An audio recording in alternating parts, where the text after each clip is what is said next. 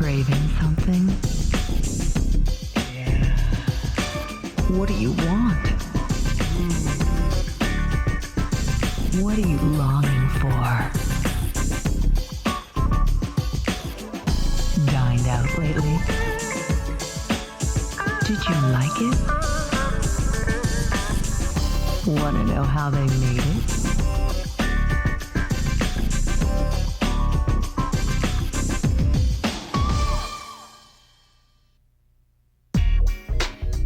Dine with 39 is a rare and exclusive opportunity, taking you to several of Fort Wayne's most treasured restaurants. While there, you'll meet the chefs responsible for the area's best cuisine. These culinary artists will show you how to bring into your own kitchen the texture, smell, and taste of that one dish you've been longing for. Or perhaps you'll discover a world of bright, fresh new tastes to impress your friends and families at your next dinner party. Our culinary journey begins with Chops, located on West Jefferson Boulevard. Formerly the Bagatelle Bistro and Bar, Chops serves up some of Fort Wayne's favorite morsels, along with fresh new California cuisine, reflected in its sauces, and especially in the preparation of the fresh seafood. Experience Fort Wayne's most extensive list of California wines to accompany your meal. Then enjoy dessert and live music to top off a perfect evening. Now, recreate this experience at home as Chef Jesse Arnold prepares exclusively for you ginger marinated swordfish with mango pineapple salsa, accompanied with citrus-infused jasmine rice. Yeah, the first thing I'm going to do is prepare a soy ginger marinade for you. The ingredients are about 3 tablespoons of fresh ground ginger, about 3 tablespoons of honey, some salt, fresh ground pepper, and soy sauce and olive oil. Probably add about a cup of olive oil to your bowl, and soy sauce. Probably like 1 to 2 tablespoons of ginger, depending upon what you like, and the honey. With this marinade, you have to be careful with honey because we're going to be grilling the swordfish. Anytime you add any sugar or sweetness to a marinade and you're going to be grilling it, it'll have a tendency to burn. So you need to be kind of careful with the amounts that you add. Whisk this all together. Just make sure it's well covered. Make sure the marinade's up over it all. Ideally, you'd want this to refrigerate and marinate for about 24 hours so that the marinade has time to penetrate through the meat so the flavors can get all like absorbed into the swordfish. But if you're in a rush, you could probably marinate it for about 2 hours. The next thing I'm going to do is prepare the mango pineapple salsa for you. The ingredients are the juice of 1 lime, diced green onions, about 1 cup of fresh chopped pineapple, 2 cups of fresh mango, pretty finely chopped, a ½ cup each of red and green bell pepper, and to your taste, about a half of a jalapeno pepper finely diced. We have some olive oil here, fresh ground black pepper, and some salt. Also, we're going to take some fresh cilantro, basically just destem it. The stems can be kind of woody in flavor. It's a fine chop. We'll start combining the salsa now. Here goes the lime juice, green onion, the freshly diced pineapple, the red pepper, green pepper, the mango, just a little bit of that jalapeno pepper,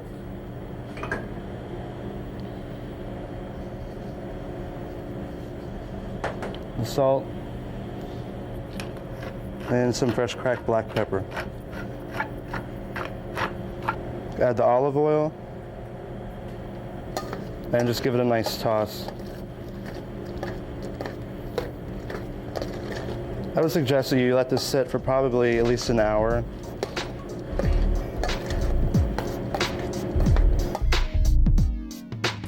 And take your swordfish out of the marinade. Try to get a lot of it off because it'll have a tendency to burn and flare up on you.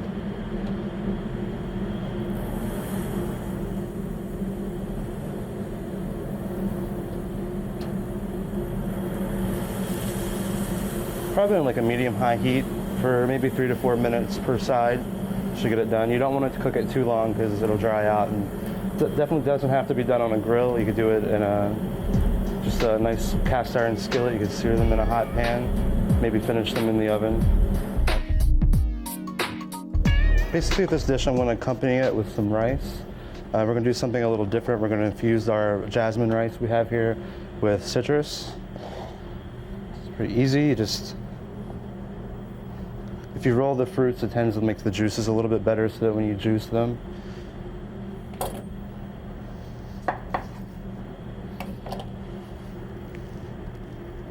just a little squeeze of the lime.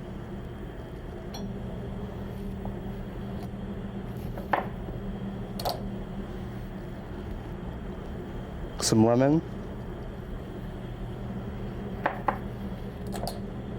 And fresh orange.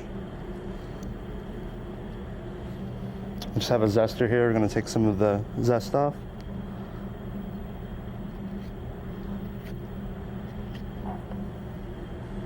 Add some of that, and actually we're going to reserve a little bit for the garnish. Stir it all up.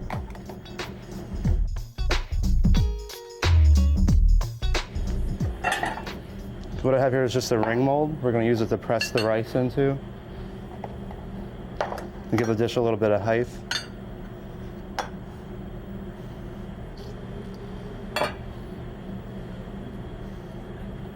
Place your swordfish on top. Add the salsa. Good to get some of that juice on there. For a garnish, I'm just going to use a star fruit.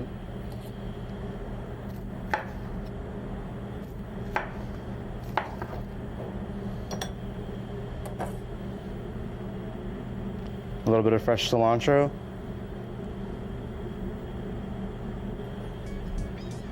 And just sprinkle some zest around the sides of the plate.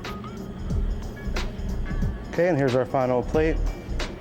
Ginger marinated swordfish with mango pineapple salsa with citrus infused jasmine rice.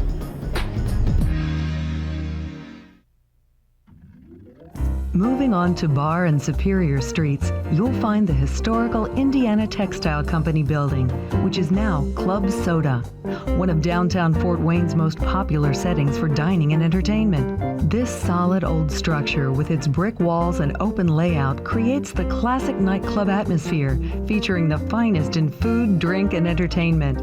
Contributing to this elegant atmosphere is the well-respected executive chef, Clint Lowry. Clint comes to Club Soda well-seasoned with over 25 years of culinary experience. Here's a tasty example of Chef Lowry's work: Asian pasta with tuna. You may want to keep this recipe under lock and key. Hi, and welcome to Club Soda. My name is Clint Lowry. I'm the executive chef here. Today we're going to make a pasta dish called Asian pasta with tuna. It's a very versatile dish, colorful, full of flavor, textures, and very simple to prepare as well. Today we're using tuna. It's sashimi quality or #1 tuna. It can be used for sushi or sashimi. It can be eaten raw, rare. It's very buttery in flavor and is graded that way for its color and fat content, but actually only 2 grams of fat in an 8-ounce steak. You can get that at your local fish market or at a grocery store. You can get #1 quality, or #2 works as well. It's just not quite as flavorful, not quite as buttery in flavor.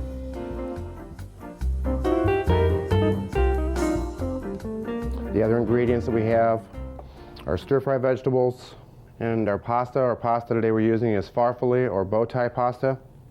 We'll be cooking in sesame oil today, and sesame oil has a very low flash point or a low smoke point, so it burns a little easier, but it adds such wonderful flavor. We'll use not such high heat.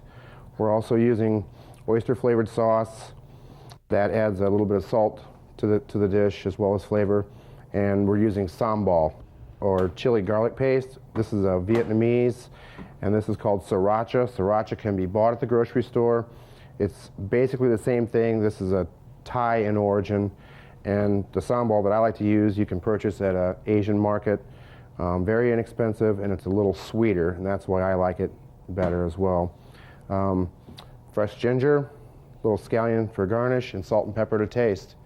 And this dish is really nice to make because it moves so fast. You can have everything ready and be done cooking your meal in a matter of minutes. So we can turn our pan on and start cooking tuna.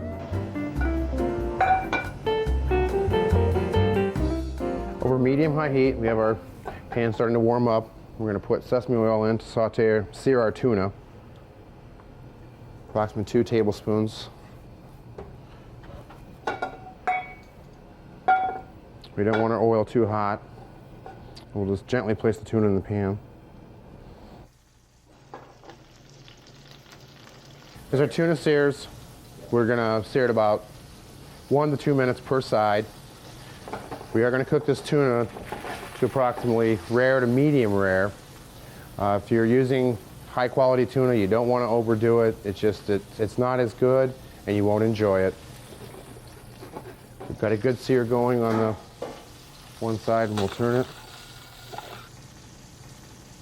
If you don't want to use sesame oil, you could use olive oil, or even a non-stick skillet with a spray will work.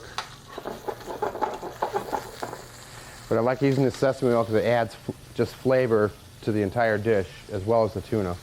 The other great thing about this dish is you don't have to use tuna.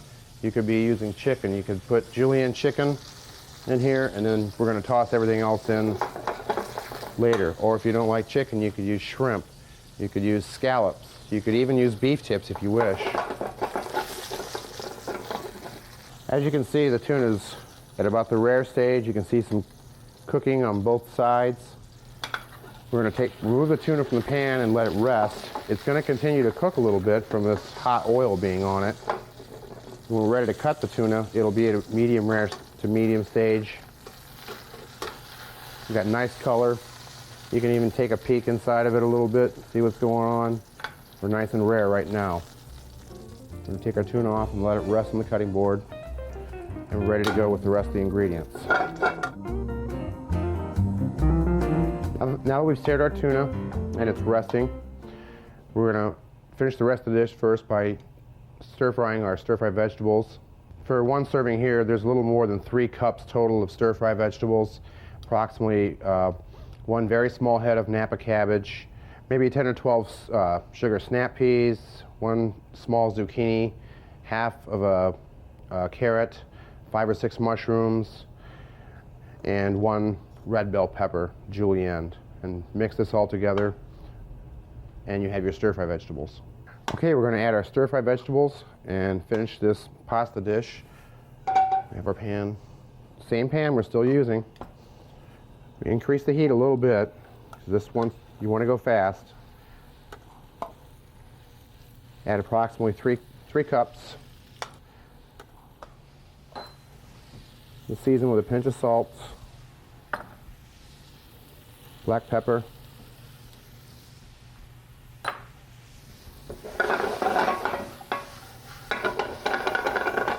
this moves rather quickly. You want to keep your ingredients crunchy. We'll stir fry these vegetables for approximately 2 minutes. Now we'll start creating our sauce. Have 1 tablespoon finely minced ginger root.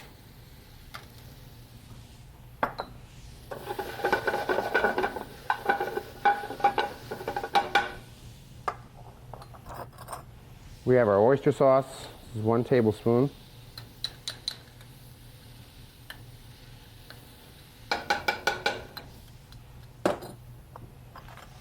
Our sambal, 1 tablespoon.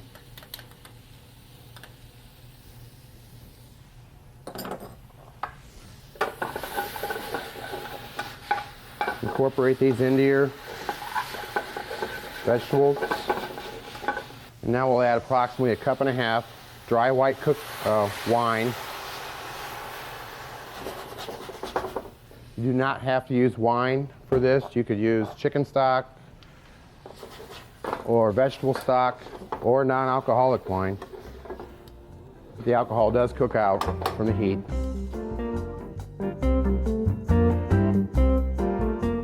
Now we add our bow tie pasta. It's approximately 8 ounces cooked. We're just going to heat this through. Okay, after approximately 2 minutes, our pasta is heated through. We still have some sauce. The pasta will absorb some of the liquid. We're ready to plate this dish.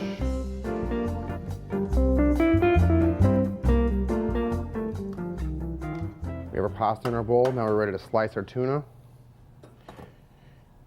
Using a sharp knife, you want to cut across the grain on your tuna. You'll have nice slices that way. I like to cut on the bias or on the angle. You get just a nicer coverage.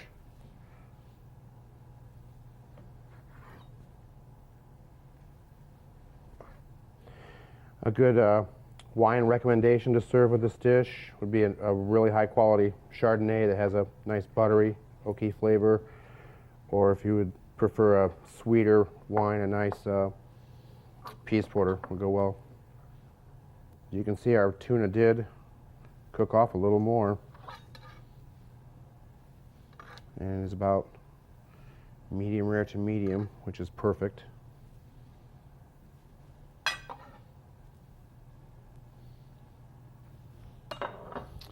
We have some fresh chopped scallion or green onion to garnish with.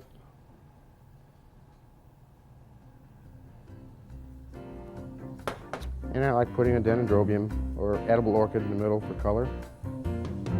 Pretty. And this is Asian pasta with tuna.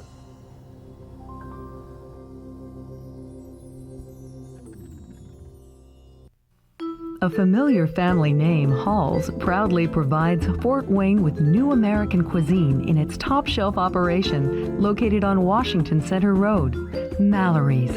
Since 1992, Mallory's has received numerous awards for presentation, service, and cuisine, proving to be one of the area's finest dining experiences. Maintaining this culinary expertise for Mallory's is Executive Chef Jeff Bunting, along with Chef John Herman. They definitely live up to their reputation of constantly designing new dishes using the freshest ingredients of the season. Listen closely as Jeff and John present the next exotic dish for your own culinary library. Citrus-wrapped halibut with brie-enriched couscous and mojo sauce. My name is Jeff Bunting. I'm the executive chef at Mallory's here at the Guest House. Hi, my name is John Herman. I'm the sous chef. Today we're going to make citrus-wrapped halibut with brie-enriched Israeli couscous and mojo sauce. And John's going to start by doing the citrus-wrapped halibut. It's pretty much a neutral fish. You can either, in this recipe, either use sea bass or you can even use chicken. I'm going to season it. A little salt and pepper. Now what I'm going to take a fresh orange. I'm going to take the rind off by slicing all the way around. I'm going to make slices.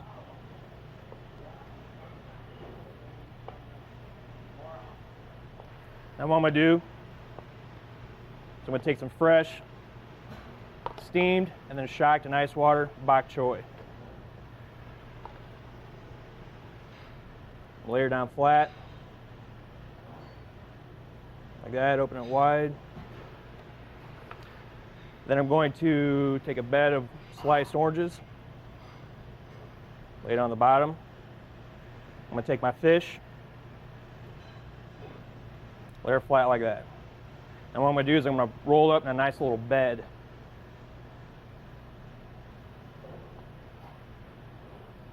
Like so.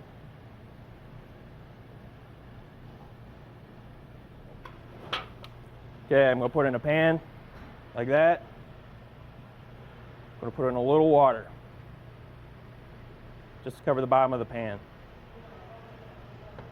What I'm going to do is I'm going to cover it.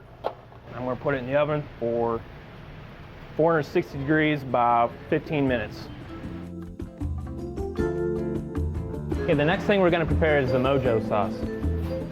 First thing you need is 1 cup of freshly squeezed orange juice. And you want to make sure you strain the seeds out of it. Everything gets mixed directly into the pan. Okay? Next thing you need is a half of a squeezed lime. I'm going to squeeze it directly into the strainer. Next thing we need is a 1/4 cup of diced onions. The last thing you want to add are 3 cloves of smashed garlic. All you need to do is just smash them with your knife, like this. You don't really need to worry about mincing them too much because they're pretty much going to disintegrate. Now you can use any type of citrus juice for this, like as John suggested, you could use pineapple juice, but make sure you put some lime juice in it because you don't want it to be too sweet. Now I'm going to put this on the stove over low heat and let it reduce for about 30 minutes. You just want to keep an eye on it because you don't want it to reduce too fast because you don't want it to burn. It's not really necessary to stir it, but you just need to keep an eye on it so it does not burn. Okay, the next ingredient we're going to make today is the peppercorn cracker. It's fairly easy to make. You can prepare this about a day ahead of time. What I'm going to start out with is about a cup of flour,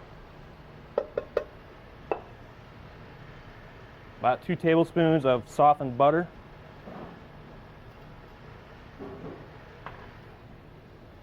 a couple pinches of salt,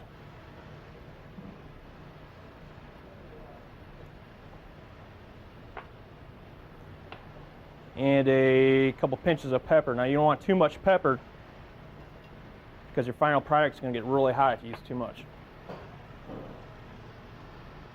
First thing I'm going to do is I'm going to get the butter mixed in as much as possible. Just get it spread around. Now this is unsalted butter. We use unsalted butter here so we can vary the amount of salt that we want to use in each dish. Next thing I'm going to take is about a half cup of milk.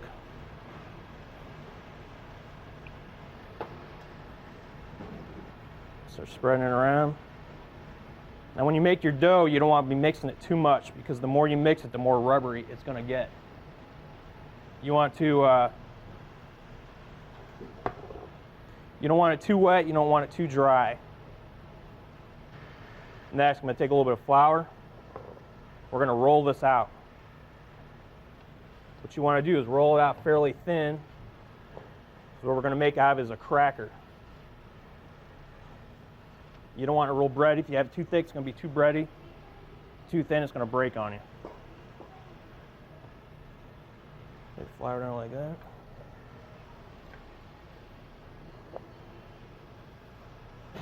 What I'm going to do is I'm going to roll it out.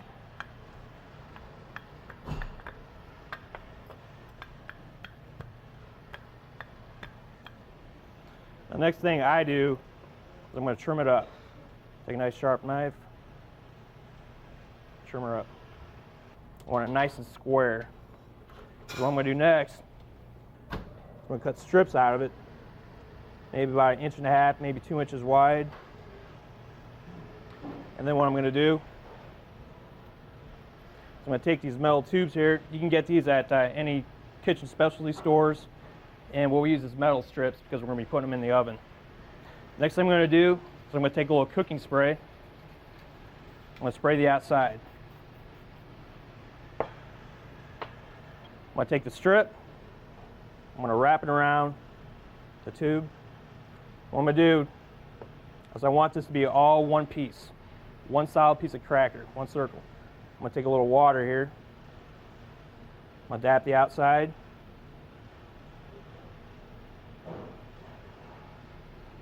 I'm going to connect it all in one piece.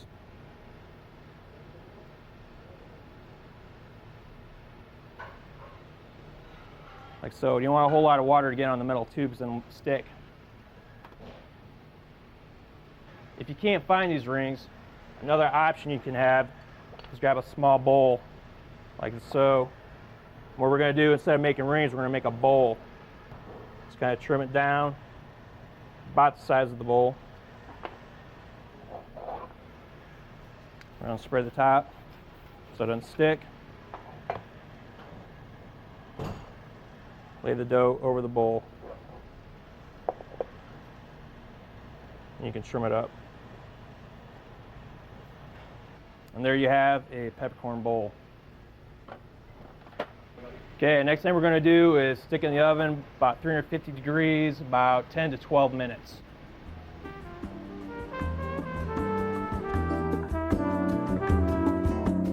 One of the things we try to do here at Mallory's is keep things as fresh as possible. So this is going to be one of the last things that you want to make. We're going to do the brie enriched Israeli couscous next. Start by adding about a half a cup of white wine to a pan. I prefer to use Chardonnay. It's kind of fruity. It's going to go well with the citrus, with the halibut and the citrus sauce. We're going to need approximately 2 ounces of brie cheese. Once the wine comes to a boil, you want to bring the wine to a boil so the alcohol evaporates. Once it comes to a boil, you can add the couscous. And if you don't have couscous at home, you can try using some rice, or you can try using any other type of pasta. Couscous is just, Israeli couscous is just a small pearl pasta. So once the mixture is hot, you can go ahead and add your brie. You want to mix it in. The goal is to melt it so that it covers all of the pearls. Brie is an excellent cheese to use because brie goes real well with fruit. Any other type of cheese that goes real well with fruit would be nice to use also. Just need to make sure it melts real well. Okay, we're going to season it with some salt and pepper. Once all the cheese is melted, you're ready to assemble your dish. Now the very last thing we want to do before we finish our dish is add butter to the mojo sauce. After it's reduced for approximately 30 minutes and gotten a little bit thick, we're going to transfer it to a smaller pan. In this case we're using a saute pan. And we're going to add the butter. You want to bring your sauce up to a boil and stir the butter in. You want to add the butter last because if you add it ahead of time, it's going to break and it's going to separate. So by doing this way and stirring the butter in slowly at the end, it will emulsify in the sauce and make it real rich.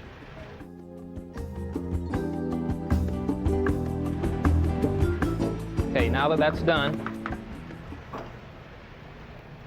we're going to spoon the sauce onto the plate.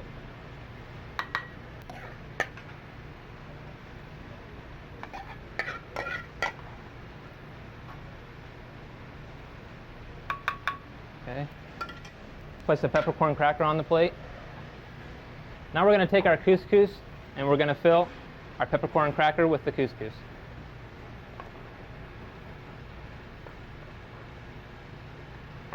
Next is the halibut.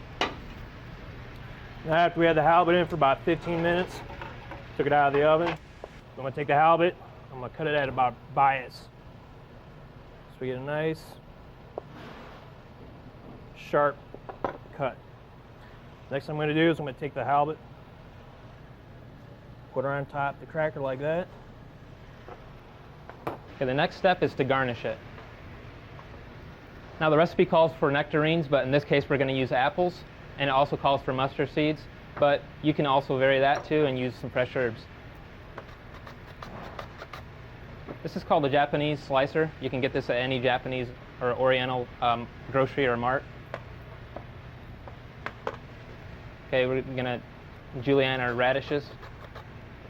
Okay, we're going to add some herbs and mix this together to make a little salad.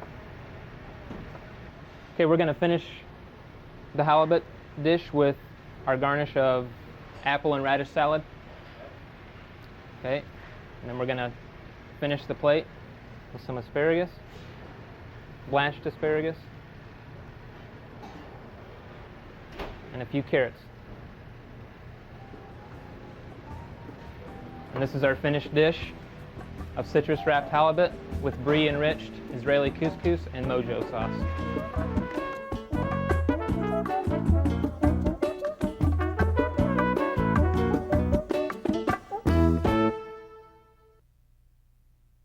Fort Wayne's Broadway Theater, which is over 75 years old, stood untouched for more than 20 years when the Catalonias discovered it.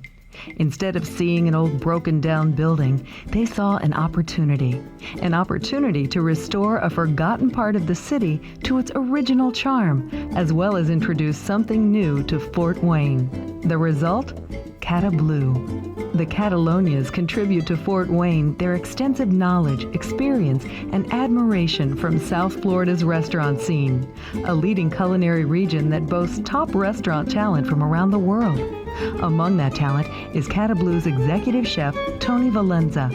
Tony's signature dishes and presentations, which are still celebrated and yearned for in South Florida's culinary world, are now Fort Wayne's delicacies.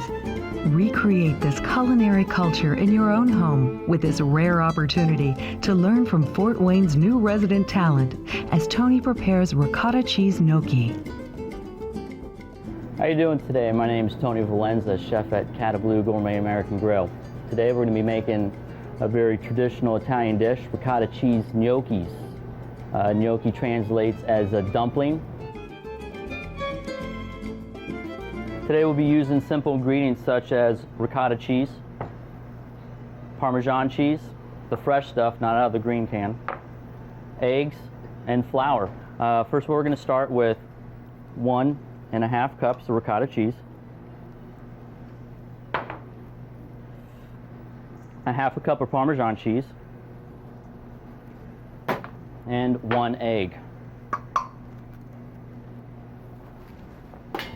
So then what we're going to do is we're going to mix these ingredients until well combined. Next what we're going to do is add 1 tablespoon of salt, about 1/4 teaspoon of fresh ground black pepper. Mix those ingredients until nicely combined. And then we're going to add 1.25 cups of just all-purpose flour.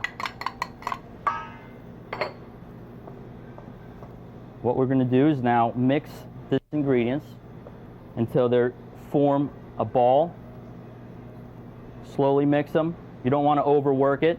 You don't want the gnocchis to be tough.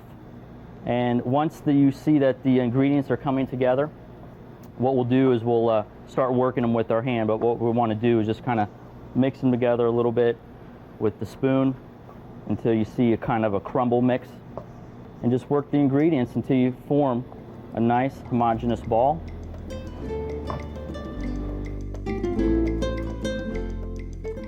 Now what we'll do is we're going to roll these gnocchis out into what we're going to call 1/2 inch dowels.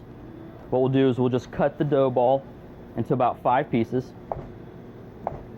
What you'll do is just lightly flour your work surface so that when you roll them out, they don't stick to the surface. And again, just start rolling it out, and you'll see that everything just rolls pretty well. No sticking. And we're just looking for a nice 1/2 inch thick dowel. When you go to start cutting, we're going to lightly flour the dowels so that when you go to cut with your knife, that they won't stick to the knife, is what we're going to do right here. Just lightly toss a little more flour on them. And it's as simple as just taking your knife and going through and cutting the gnocchis. Now this recipe does serve approximately 6 people. You could go ahead, if you weren't serving as much, go ahead and cut all these gnocchis out.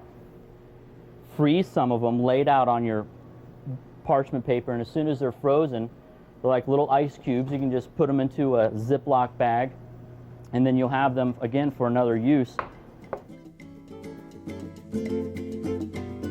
Okay, now that after we've cut the gnocchi and we have them laid out on our sheet pan, what we're going to do is go ahead and poach or boil and cook them.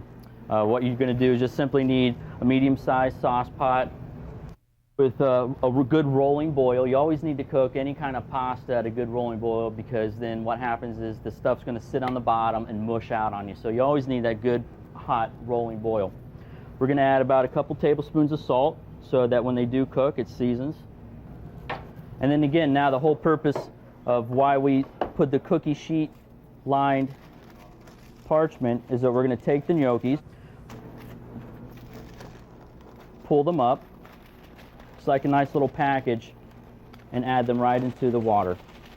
So what you want to do is just kind of let them cook and sit at the bottom and you'll notice that as the water comes back to a boil, the gnocchis will start to float, and they'll be, individual and not mushing out together. So what we'll do is after a few seconds, we'll just lightly take our ladle or a spoon and just move them along the bottom. So as you can see, the gnocchis are coming to a float. Again, you'll see each individual one. It's not as one mass clump, which is what you do not want. You want these nice individual gnocchis. And you want this water to come back to a boil. This is going to ensure that the gnocchis are being cooked correctly. Okay, they should be done. Best way to check sometimes, just to be sure, is you pull one out. And we're going to cut one open just to see if the center is completely cooked. And it is fully cooked. So we're going to pull our gnocchis out, turn the flame off, into your bowl. Make sure you drain all the water out.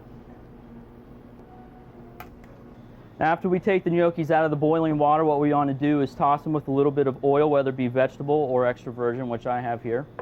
We're going to just lightly toss to coat them fully with the oil. And what this does is allow you to cook the gnocchis ahead of time so that you can make your sauce or wait for your guest or whoever you'll be serving these to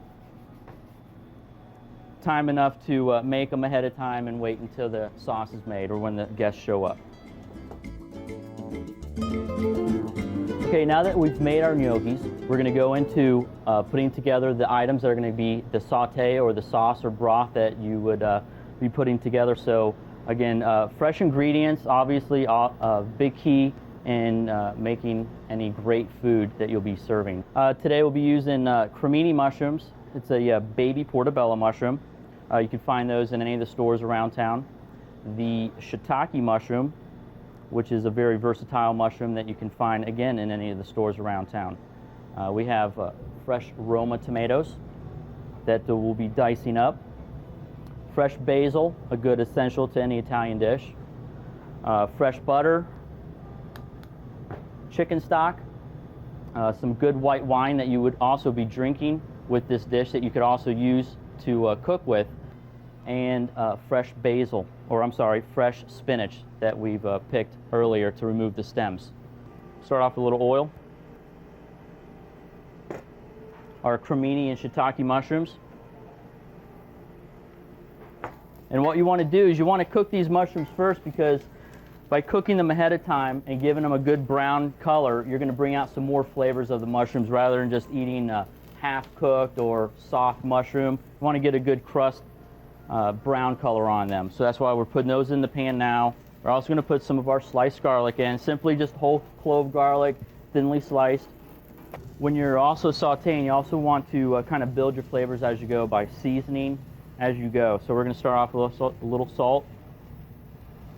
Salt also brings moisture out of vegetables, whether it be tomatoes, onions, or mushrooms. So we're going to salt now. That'll help bring out some more of that moisture. And some fresh ground black pepper.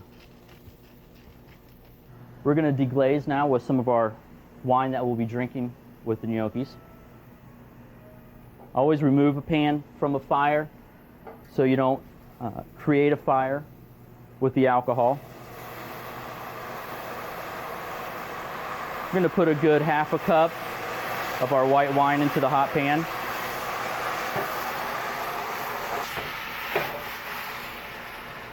Okay, so now with that wine being added, you can see that the brown colors have come off the pan. Now we're going to add some of our chicken broth that we make here. Again, everything that we do here is fresh, nothing out of a can. We're going to add 2 cups of our chicken broth to this now. Okay, as we're starting to get a simmer here, we're going to take our diced Roma tomatoes that we cut bite size. We're going to place those in. And from here, we're going to work very quickly. We don't want the tomatoes to mush out. We want those to stay nice and fresh. So we're going to go, as soon as we get a nice simmer on our chicken stock, after adding the Romas, we're going to add some of our fresh basil that we just cut. The Roma tomatoes were approximately half to 3/4 of a cup. About 2 tablespoons of our fresh basil. We're going to move on to the gnocchis now. We're going to take the gnocchis that we just poached off earlier. And we're gonna, this is, the amount that we're making right now is enough to serve 2. So we're gonna take about 2 orders of our gnocchis. We have 1, 2, okay? This is going to also heat the gnocchis up. You also want to cook the gnocchis or any pasta that you're doing inside the liquid that you're going to serve it with, so that the pasta or the gnocchi will take on that flavor also. We're going to finish with whole butter.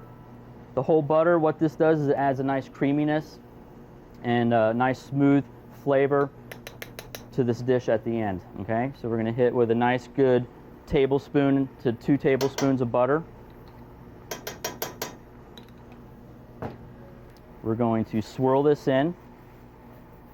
And then our spinach is the very last item that we want to put into this dish, because you don't want it to cook down completely. You just want to slightly wilt it.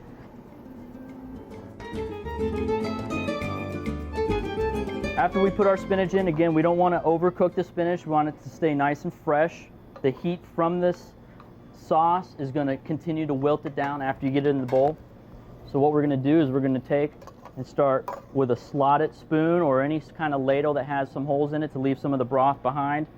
We're going to start plating our gnocchi. Again, this should feed approximately 2 people if this is what you'll be eating as your main course.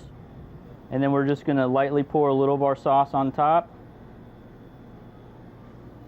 Another thing I like to add to some of the dishes that we do here, this would be something that you put at the very end of the dish so you don't disturb any of the natural flavors that are made.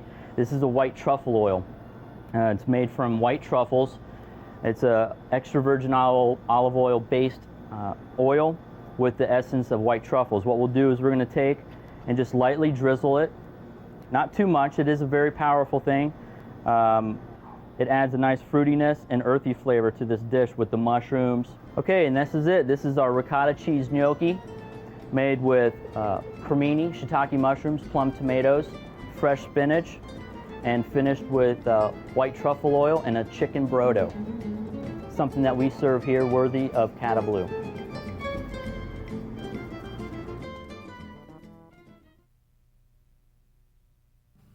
Since 1961, Zoli's Cafe Continental on Broadway has been preserving the traditions that Zoli and Anna Herman carried with them over the Hungarian border.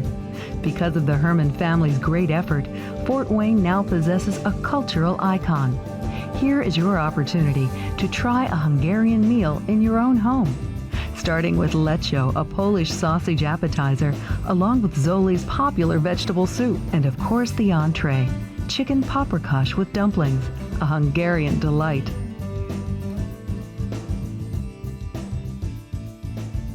I'd like to introduce you with a special appetizer we've been using for many years. They call it a leczo. I could show you the ingredients, what I use. The onions, with a small amount of oil in there. As you could make it 1 onion or 2 onions, depends how many people you're going using for. And the next ingredients is going to have a green pepper and a Hungarian banana pepper. There's a couple peppers, couple hot peppers that get medium flavor, hot or medium. You know, it's been they have to a little spicier. Next step is I put a little bit of salt in there, about a soup spoonful. And, you know, stirring it up. About 4 minutes or so. And I could add peppers to it. And I use some the special Italian spices. I put them in about a teaspoonful in there. And I'm going to put them in a teaspoonful of black pepper, the spoonful of granulated garlic. I add a sausage to it, about 1.5 pounds. You could use any kind of meat if you want to, you know, for That's my favorite because they have garlic flavor and it's a very lean sausage. Now I'm going to add a little bit of water to it, and I have a special tomato sauce what we use. It depends how much tomato you like, you know. I mean, that's really up to how much you like to do it. See, I mean, they make it nice and saucy.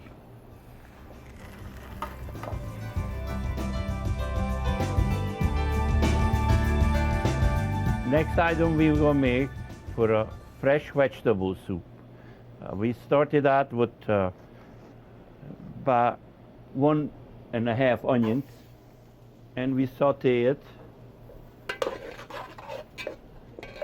I'm going to put a little salt in there, a spoonful of salt. Italian spices, garlic, it's about a soup spoonful each. The black pepper and paprika. This is for a very special flavor, all the ingredients here. I just want to show it to you like this. I love to cook it because make my customer happy when eating my food. You know, I mean, that is a real home-cooked food, not open up to cans. And everything what we do here is all made with fresh. And I'm going to put the water in there, make it sugar. This have here carrots, potato, and celery.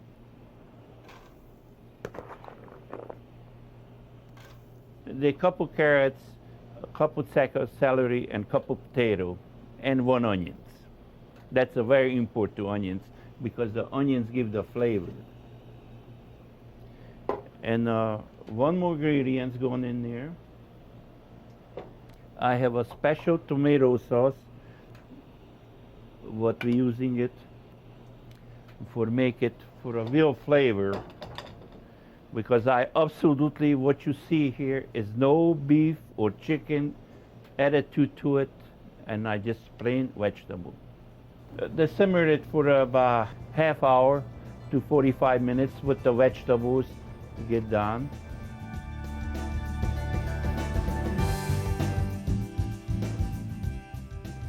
The next item we're going to be cooking chicken paprikash.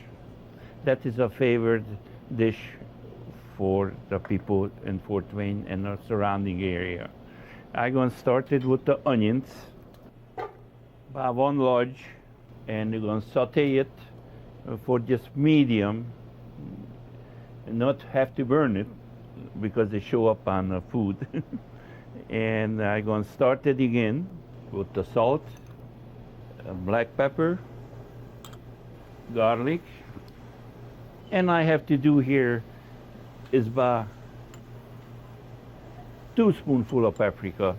See, because that gives the color, to the chicken and the sauce, what we're gonna make it, you know, serving it with. Saute it about 5 minutes. And I have to add water to it.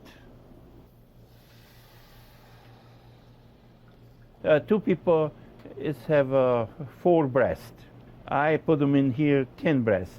The skinless and boneless chicken breast.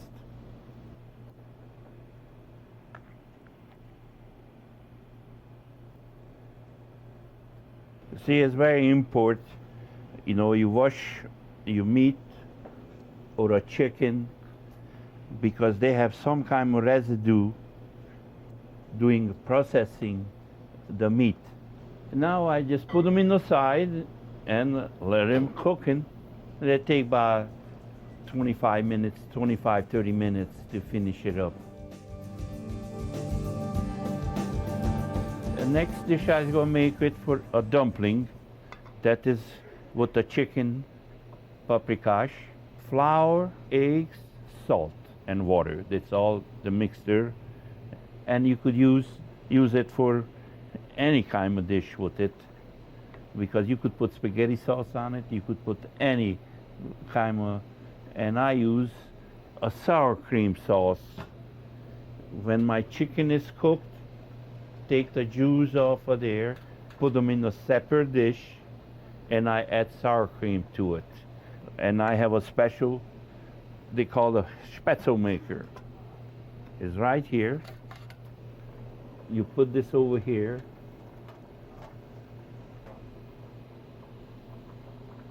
You put the dough in here.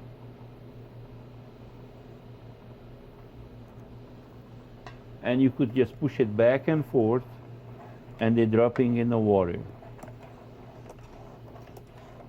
And you cook it for about 5 minutes and drain it off and rinse it off with cold water. And when you want to reheat it, you get another pot and put the water and the dumplings, heat them up. When you make it much more ahead of time, and that was it. Today we make lecho for appetizer, and we make the soup, the famous vegetable soup, and I make chicken paprikash with dumplings. Since 1888, the Oyster Bar has provided the hallmark of dining experiences in Fort Wayne. Now, from the newest location on DuPont Road, the Oyster Bar has expanded, featuring a raw bar, microbrewery, and exhibition kitchen. And of course, you can indulge in the traditional Oyster Bar cuisine of fresh seafood, hand-cut choice meats, specialty pastas, and chicken dishes. Now, fire up the grill as the Oyster Bar's executive chef, Chris Zimmerman, lets you in on this popular sea bass creation found only at the Oyster Bar. Enjoy. Hello, my name is Christopher Zimmerman, Executive Chef at the Oyster Bar North. Today I'll be preparing a prosciutto wrapped Chilean sea bass, accompanied with potato croquettes and a tomato basil beurre blanc. First, what I'll be doing is preparing the Chilean sea bass. What I have here is a prosciutto ham. It's an Italian cured ham. And the Chilean sea bass, here about 2-ounce portion. What I'll be doing with that is rolling it with my Dijon, my honey Dijon here. I have brown sugar here, some kosher salt, and some freshly cracked black pepper. What I'll do is take a little pinch of my cracked black pepper, pinch of my kosher salt, a little Dijon mustard, probably about a teaspoon of it. Take that, throw a little brown sugar on top, just a pinch, just for flavor. And if you don't have prosciutto ham, you can replace it with bacon's fine. A nice smoked bacon would work. Take it, you want to roll it very tight. Just keep pulling it back towards yourself while you're rolling it. Roll it up in there, give it a little squeeze. Just make sure it's firm. Set it aside. Repeat the same steps with your other one. Sea bass, again with the kosher salt. Pinch of cracked black pepper. Again, about a teaspoon of Dijon mustard. And again, another pinch of brown sugar. And again, roll it tightly so when you're cooking it, it won't open. And then what I have over here is I have some skewers, some bamboo skewers that I soaked in water overnight. So while cooking, they won't burn. You take it lengthwise, right through the sea bass, kind of keep it on the end there. You don't want to bring it like a kebab. This is more of a satay, which a satay is a kind of what someone like a brochette, but the meat and stuff is kept on the end of the skewer. And then from here, what I'll do is I'll take it and I'll put it on my char grill to give it a nice smoky flavor, crisp up the prosciutto, or if you chose bacon, go with the bacon. From there, I'll get a nice crisp, little char grill look to it, a little smoky flavor. Do it on each side for about 3-4 minutes. And if you'd like, you can hit it with a little butter to get a little of that smoke, a little of that hickory flavor to it. And if you did have some wood chips, you could throw them in the bottom of your char grill. Hickory, cherry wood, apple wood, whatever you prefer. Now that you've char grilled your sea bass for about 3 to 5 minutes, what you want to do is grab a pie tin or a baking sheet, coat it with a little butter, take your sea bass, take that, throw it in about a 350 degree oven for about another 5 minutes. That should finish the sea bass. Now we're going to move on to the potato croquettes.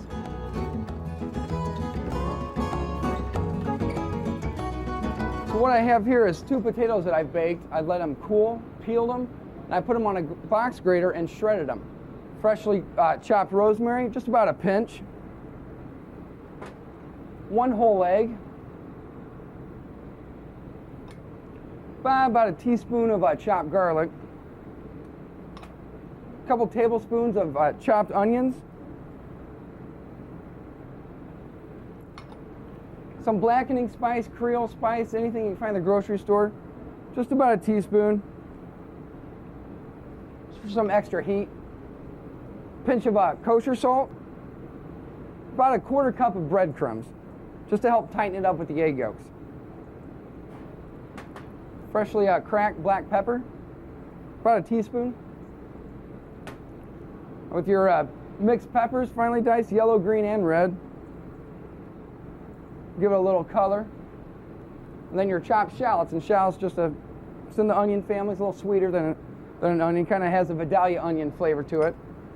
Take that, just begin mixing it. It's going to form somewhat like a dough. If it's too runny for you, just add a little more breadcrumbs. If it's too dry, you can add a little egg, a little water. Now with mixing this, if you want to make it a day in advance, that's fine. It'll hold, no problem. On the day of your event or party, you could go ahead and make your croquettes then, but it's no problem making it a day in advance, even a couple hours.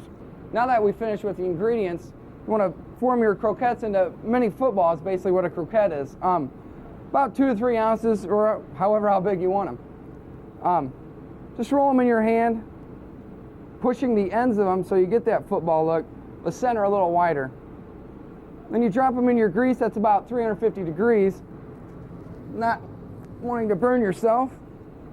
Now on this dish I'm going to have 2, so I'm going to form another one. You just want to keep an eye on them, get a nice golden brown on the outside. Should take 3 to 5 minutes, about 350 degree grease again. If you wanted to saute these, you didn't have a fryer, you could get a saute pan, fill about halfway with butter or even oil. Canola oil will be fine. Flatten it out a little more, not like a croquette, and then you could sear each side for about 3 to 5 minutes on each side, or until you get the golden brown. Now that your croquettes have cooked for about 5 minutes, achieve a golden brown, you want to put them in a drip pan here with a little napkin or a towel on it. Set it aside and let cool. Now we're going to move on to the tomato basil beurre blanc. Now what I'm preparing is a white wine reduction, which is your base sauce for your beurre blanc, any type of beurre blanc you want to make. You're going to need a white wine reduction. And with that, I get heat on my pan here. I add about 1.5 cups of white wine vinegar. Then I add about 1.5 cups of white wine. 2 fresh bay leaves.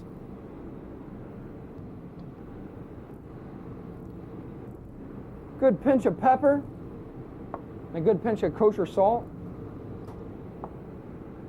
And probably about a tablespoon of shallots. Now that we've added all of our ingredients, we're going to let this reduce by half, probably about 20 minutes at a rolling boil. No need for stirring. Pretty much just works itself. Now that our white wine reduction is reduced down to where we want it, we're going to go ahead and make our tomato basil beurre blanc. And with that, take some fresh basil leaves. I'm going to put a nice chop on them as far as a chiffonade cut. Very thin cut here. Probably about a tablespoon of that. I'm going to add that. About 1/2 cup of tomatoes diced. Some salt, teaspoon. Some black pepper, about a teaspoon. Then that's coming up to a boil. What you want to do is take it off the heat, get your wire whisk once again, and start adding your softened butter. Stirring that in so it's always moving or it's going to separate on you. As far as separating, you have your white wine and your acids in there. You want to get your butter incorporated with those acids. If you have it on heat while you're doing this, it possibly could break. You want to slowly stir your butter in. If not, it will break on you and the sauce we won't be able to use. So again, with your softened butter, with this amount of reduction, you're probably going to use a 1/4 pound, maybe a little less. And margarine you do not want to use. To probably break it, you want a whole butter, unsalted. So I always like seasoning my own sauces. You never know what they put in the salted butters. You're just looking for, it's going to be more of like a sauce consistency, a lié consistency, which is in between a gravy and a broth. What I've done here is I took the top off an eggplant. It's raw, don't want to eat it, it's just for a garnish. I'll take my my sea bass, you make little incisions in there, just to wow them at the table. And then again with our potato croquettes on either side. Then with the sauce, I take that, drizzle it around the plate, a little on the croquette. Then as another garnish, I have some fried basil leaves we throw on there, which is a nice little touch. And there you have it. This is our Chilean sea bass prosciutto wrapped with our potato croquettes and tomato basil beurre blanc.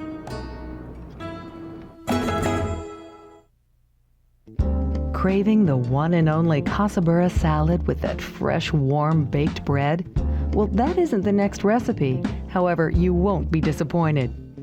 The Casa Grill, also on DuPont Road, features specialties from an open-view wood-burning grill and rotisserie, in addition to over 30 traditional pastas, pizza, meats, fresh breads, and of course, the Casa Salad.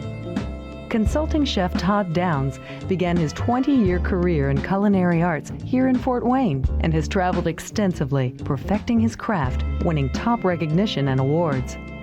Don't miss this opportunity as Todd reveals to you his tangy creation designed exclusively for the Casa Group, grilled portobello mushrooms served with corn polenta and a tomato basil relish. Hi, I'm Todd Downs. I'm the consulting chef for Casa Restaurants, and today we're at the Casa Grill on DuPont Road in Fort Wayne. I'm going to demonstrate one of their specialties that I created for them while I was a corporate chef.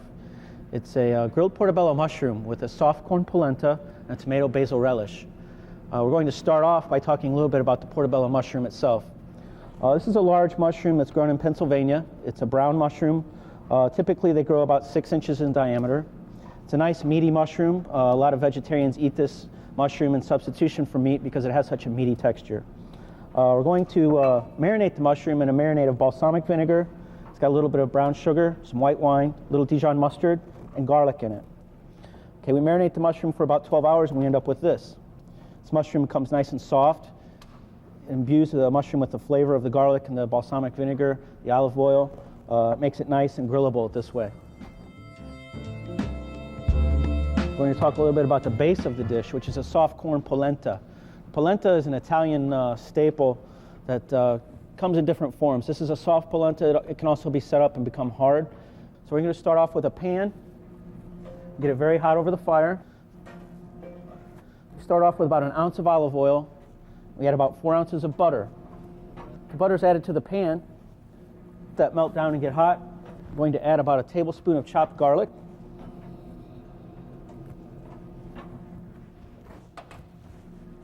We just want to cook that till it gets golden brown in color.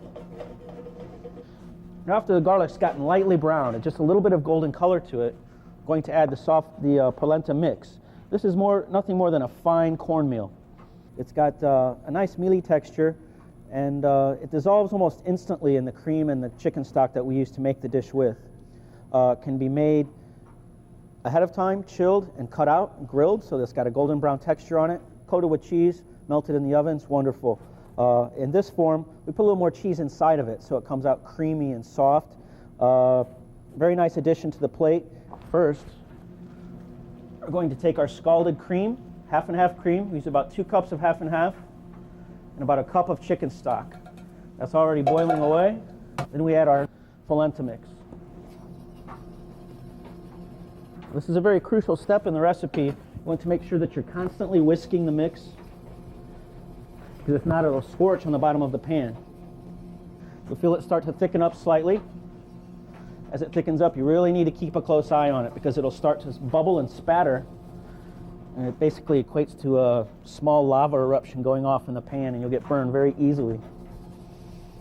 It's kind of a vegetarian way of cheating. Since we can't have the meat, we're going to have a nice rich polenta to serve the vegetarian dish on top of. Kind of count our calories one way or the other. The hotter that your cream base is, the quicker the mix will thicken up. And we're going to add about a cup of Parmesan cheese, pinch of salt, and about 4 turns of a fresh ground pepper mill. As this cooks, it's going to soften up the grains of the polenta, the cornmeal mix, make it much more digestible and edible. I'm going to finish the dish with some hot pepper flakes, some chopped parsley, just a pinch of sugar. Now, as you can see, it's starting to thicken up really nice. I'm going to let it get just a little bit thicker on low heat. Okay, now that we've got the polenta started, slowly cooking and softening, I'm going to take the Roma tomato. This is an Italian-style tomato. We're going to cut an X in the top of it with a paring knife or a sharp knife. We're going to blanch it. Cutting this X on the top is going to help us get the skin off of it. We're going to cut the core out of it.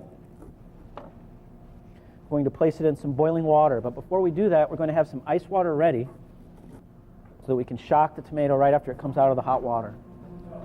Okay, now we just drop the tomato into some boiling salted water. Let that sit for about 30 or 45 seconds. We're going to loosen the skin up on the tomato so we can take it off there nice and easily. The more ripe your tomatoes are, the quicker they're going to blanch and the skin will come off really quickly. If the tomato is underripe, like we have now in the middle of winter, it's going to take a little bit longer for the skin to soften.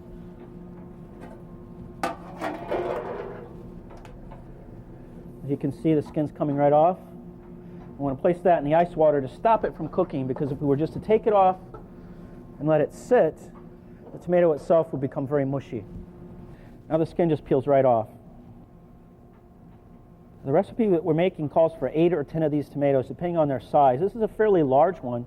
I would make it with 8 of these larger tomatoes. Sometimes they're a little bit smaller than this, so you won't have to use quite so many. Now what we want to do from here, cut the tomato in half. We're going to squeeze the seeds out. Grab it, squeeze the insides out of it. Seeds become a little bit bitter. It makes the sauce bitter in flavor. After you've squeezed it, just smash it down on the board. We're not painting pictures here, just making a sauce. You've got it flat. You just want to cut strips. And then rotate the tomato strips 90 degrees. And make nice dice. If you were in a hurry, you could make this dish with the skins on the tomato. Just lends a nice, elegant mouthfeel to the dish if you don't leave the skins on. Okay, now that we've got our tomatoes seeded and diced, before we finish the relish, we're going to grill the mushroom off. Brush it with a little bit of olive oil. Season it with a little salt and pepper mix.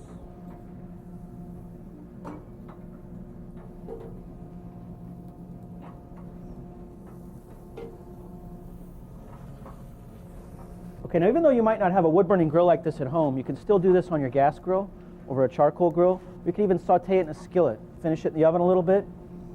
This is a very nice California Italian-style dish. It's the first dish I created here for Casa Burros, and it helps kind of carry the theme out in this restaurant of the California feel of the cuisine that they're doing here. Now the key ingredient besides the tomatoes in this relish is of course the basil. It's imperative that you use fresh basil. Most of the markets today, Kroger's and Meijer's and so on, carry fresh basil. You must use it in this dish. Easy way to cut it into fine ribbons is to roll it all up like you would a cigarette. Take the leaves without the stems, stack them up into a nice stack, and then rolled it up. And just slice very fine ribbons with the sharpest knife you can find.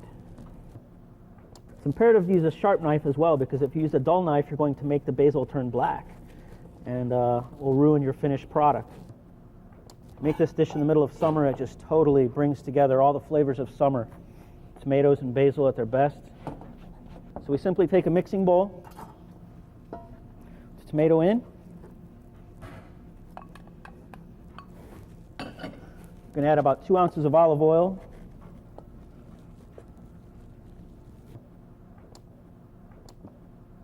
About 1.5 ounces of good quality balsamic vinegar. A little bit of salt, perhaps a pinch of sugar if the tomatoes aren't quite ripe enough. Some freshly ground black pepper. Again, this is to taste. Make it taste the way that you want it to taste. Fresh basil, chiffonade. This is a French cut called chiffonade. You learn something French and we're cooking in an Italian restaurant. How about that? And then some chopped green onions. And just mix all of it together. You want to make sure that you taste it. It tastes good. Not too much salt, got enough olive oil. Maybe it needs a little bit more balsamic vinegar. Maybe it needs another pinch of sugar. But you just need to taste it. Okay, the mushrooms are going good in the back. Got them on a medium-high fire. We've got nice grill marks on there. This helps give the mushroom a nice woodsy flavor. I'm going to brush it with just a little bit more olive oil. Or you could use a little bit of the reserve marinade from the marinade. Season them again. I'm going to let these cook for about another 3 or 4 minutes until they're just softened up a little bit more. Before we complete the dish, we're going to pull the mushrooms off. These mushrooms need to rest just a little bit, just like a steak does, so that the juices come back inside.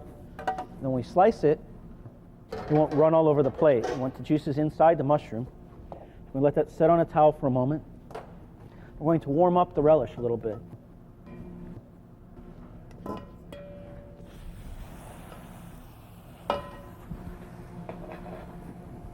Just want to take the chill off of the relish a little bit, warm it up, makes the flavors come out a little bit more brightly, cleanly.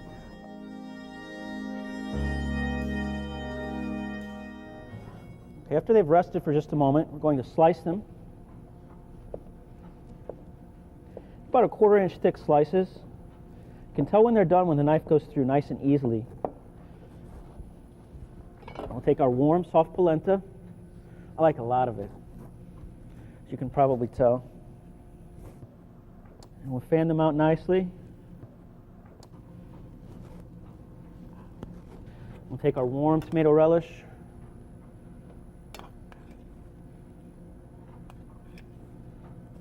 Right over the top, a little bit of Parmesan on our polenta. Some chopped fresh chive. Now to finish it off, we're going to place a nice fresh basil sprig in the top of the polenta. And here we have our grilled portobello mushroom, tomato basil relish, and soft corn polenta. Casa Grill Restaurant, Fort Wayne.